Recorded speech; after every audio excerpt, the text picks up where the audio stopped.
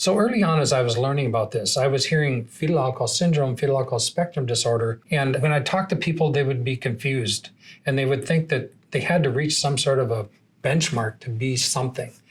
And I realized, especially when I started writing my book and doing this study, that I couldn't look at it that way. I had to look at it as prenatal alcohol exposure, because that's a fact. If the mother drank alcohol during the pregnancy, there was prenatal alcohol exposure. They may not reach some sort of a benchmark that you see in a lot of the writing that's called fetal alcohol spectrum disorder or fetal alcohol syndrome. So I started looking at it from what I consider kind of a medical example, like stages. What if we look at prenatal alcohol under 5 different stages? Stage 0, and actually there's 6 stages, because stage 0 would mean that there was no alcohol during the pregnancy. And I know that I'm a stage 0 because my mother never drank alcohol ever in her life. So I would be considered a stage 0, no prenatal alcohol exposure. Well, stage 1 is where there is alcohol exposure, but there's no observable loss of potential. But see, alcohol is a teratogen. And if it gets into the fetus through the placenta from the mother, the teratogenic effects of alcohol can take away potential from that developing child. Now, a stage 1 may not have any potential that you can see that's lost. So we have presidents, we have major corporation heads, we have people in all sorts of leadership and all sorts of activities that are stage 1, but you don't see what potential was lost from the prenatal alcohol exposure. Stage 2 is where there's alcohol during the pregnancy, but there's loss of potential. It starts to show up in things like is seen in classrooms. Like they're just not reaching their potential. Their behaviors are a little bit outside of what you would consider the norm.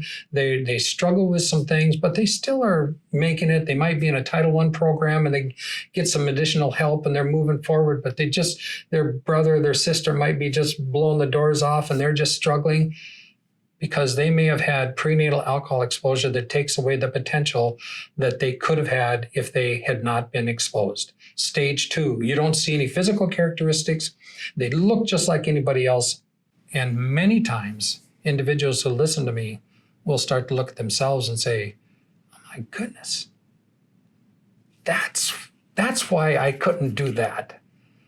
I can't tell you how many people have said, I'm a stage 2. Once you explained it, that's what it is. Stage 3 then is where you see loss of potential that shows up in their academic behaviors, their social behaviors. They're outside of the norm. They're starting to get into early sexual experiences, early drug and alcohol use. They're having disrupted experiences at school, but they look just like any other kid. And people are going, what in the heck's going on with you? And they're getting into trouble in schools because their brain can't keep up with what they're being asked to do, and they're exploding, and then they're getting blamed and they're getting kicked out of school. That's what's happening with stage 3 kids. They look just like any other kid. Stage 4 is where you start to see the physical characteristics of prenatal alcohol exposure. And those are the kids that get help in school because you see that there's something going on. Maybe we don't understand it. We don't understand why they're struggling, but there's something there. And the spectrum of stage 4 can go anywhere from some slight physical characteristics to some very serious physical characteristics that are evident. Or they could be not really that evident, like one of the shooters of Columbine who had a concave chest. So that one shooter had a physical characteristic of prenatal alcohol exposure. And then there's stage 5. And stage 5 is where the prenatal alcohol exposure results in death. It may be early onset of death in a miscarriage. It may be death with a stillborn. It may be death at 1-year-old or 2-year-old, Or it may be death at 13 or 14 or 15-year-old because of some internal organ that is not working. It might be death at 40 or 50 years old because some internal organs are not working, or kidneys might be failing because of prenatal alcohol exposure.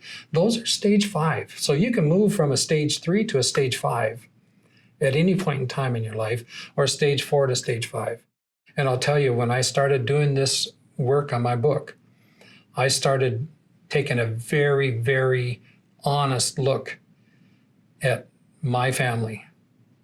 And I started seeing that there were stage 5s in my family. Nobody talked about them, but they're there. And once I started talking to people about the stages, it really started opening up people to be able to talk about what's going on. Because alcohol's everywhere.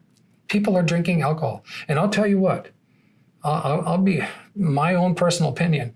When we talk about, it's 1 in 20 or 5 in 20 that are prenatally exposed to alcohol. No, it's 25, 30%. They're those stage 2s and stage 3s that nobody wants to talk about. They're being called something else. And I'll just say it. Many of them are being called, are under the umbrella of Autism Spectrum Disorder, because so many of those behaviors fit into that expanding autism spectrum disorder. And it's an easier way to talk about it than saying it's something that occurred because of an issue that the mother had drank alcohol during the pregnancy. But I think we just have to be brutally honest in our society and say, this is what's happening. This is what's really impacting our lives.